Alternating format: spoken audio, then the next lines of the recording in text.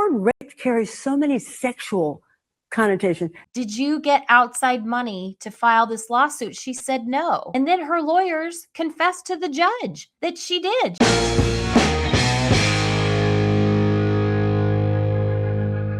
E. Jean Carroll, she is going to get a nice healthy dose of FAFO. If things go the way that President Trump's Department of Justice intends for them to go, then that is exactly what she is going to discover. She's going to find out what it means when you lie under oath in a lawsuit in order to just simply to stick it to the guy who's running for president because someone paid her a lot of money to do it. My name is Kelly Jackson. We're talking about E. Jean Carroll. I am still not canceled, and let's talk all about this right now. CNN's really the only place really talking about this, but you know, it's because they take up for her. I'm sure whenever they have the opportunity, they're the only ones who feel sorry for her. Learning about this. I mean, there was obviously a verdict here. That's right. And here, Aaron, this is the latest move by the... She's sort of mystified because she can't understand, well, how is there a perjury charge because the jury found for E. Jean Carroll? This is a criminal matter, lady, not civil. And so what if a jury decided to believe her? And of course, you know, it was in a very Democrat jurisdiction, but these are criminal charges. So there's a difference. By the Justice Department to take action against one of President Trump's long-standing foes.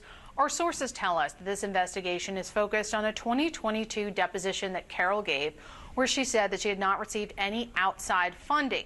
Now, her lawyers later told the judge that she had, in fact, received funding for legal fees and expenses from billionaire Reid Hoffman. The judge overseeing this case ultimately said there were no issues with her credibility and blocked Trump lawyers from asking about this at trial. All that means is that the judge was also one of the activist Democrats sitting on the bench. So they decided they didn't need to know any more about it. It's like, wait a minute. You asked her if she had any outside funding. She said no, and she lied. But the judge says, well, that's okay. I still find her credible, so you don't need to ask any more questions about it. The benefactor of this money was a guy named Reid Hoffman, who spent time with Jeffrey Epstein on Epstein Island. So he is a multi-millionaire or billionaire, really rich guy who basically gave her money to file these lawsuits. And then when she was point blank asked, did you get outside money to file this lawsuit? She said no. And then her lawyers confessed to the judge that she did. She got a bunch of money from Reid Hoffman. He financed these lawsuits. What I did want to go through really quickly, we're not going to be hanging in here on this one for too long, but the issue around the story she told, let's go a little bit back to who we're dealing with here. Let's show who we're dealing with here. This is a clip from her interview with Anderson Cooper. And you guys remember, she's a fruitcake. I mean, you don't feel like a victim. I was not thrown on the ground and ravished, which the word carries so many sexual connotations. This was not sexual. It hurt. You know. But I think most people think it is a violent assault. It is not. I think most people think of it as being sexy. Let's take a short break. Think of the fantasies. We're going to take a quick break. If you can stick around, we'll talk more on the other side.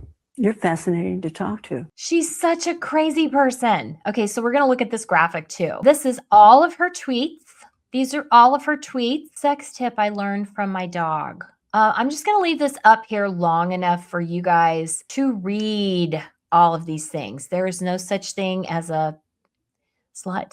Only sexual geniuses. Clearly, this woman had a very perverse perspective with a lot of things, including this. I bet it wasn't real hard to find her in order to get her to tell the lies that I'm sure she told. Speaking of that, her story, the story she told. I'm gonna show you that clip really quickly. First of all, I'm going to show you the clip, the Law and Order episode that they're alleging that she used as inspiration for her accusation. It was not her fantasy, it was mine.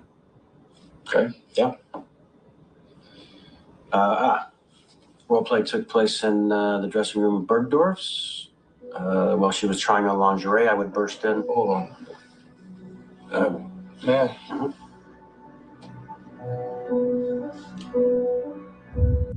You don't feel like a victim. I was not thrown on the ground and ravished, which the word rape carries so many sexual connotations. This was not sexual. It hurt. But I think most people think of rape as it is a violent assault. It is not. I think most people think of rape as being sexy. So we just saw that on the next post. So I won't make you watch it again. But she's a lunatic. And now it looks as though she's hopefully, what they're going to do, how they're going to characterize this in the press, especially places like CNN, is it's going to be characterized like it's revenge. It's revenge. She is, in fact, they already characterized her as a Trump enemy. Yeah, because she lied about him and they gave her some kind of settlement. They essentially awarded her for sexual abuse or something, but she didn't even, that's the thing about civil lawsuits versus criminal. Civil lawsuits have a much lower threshold for proof. It's just a preponderance of the evidence. It is not beyond a reasonable doubt. So because we're just talking about money, we're not talking about somebody's freedom. So the threshold doesn't have to be as high. But the problem is they awarded her this ruling. And after that, you have every lefty lunatic, mostly women, lefty women, screaming and yelling about how the president he's a rapist. They're going around with confidence labeling him with this, when in reality, it was a civil lawsuit handled by radical district attorney, state's attorneys, a radical judge. President Trump and his attorneys never had a chance. Of course, the jury pool is going to be loaded with lefty progressives. I can't even imagine what the voir dire process was like. If they had a jury trial. If not, it was just the judge, who we know is a lefty, radical lefty progressive. So anyway, I really do, even though this wasn't really about the story or the lie she told to make her accusations or to base her entire case on, the fact that this is sort of a side lie, what she's getting hung up on now, I really hope that either way that it happens. It doesn't matter to me, because a lie is a lie.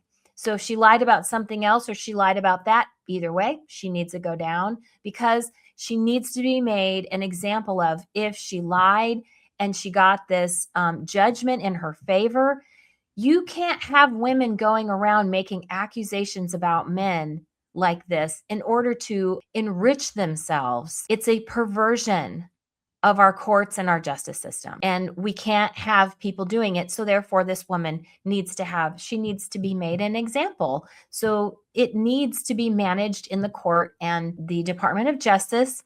If there are charges that she legitimately broke the law when she committed perjury, she needs to be charged for that, and it needs to be dealt with.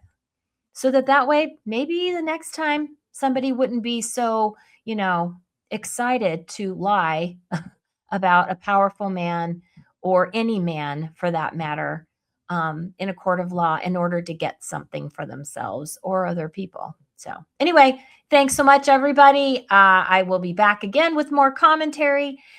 I am Kelly Jackson. I am Still Not Canceled. And here at Still Not Canceled, we question everything, especially the narrative, because we live in a crazy world. And I'm here to help us all make sense of it. Thanks so much. See you soon.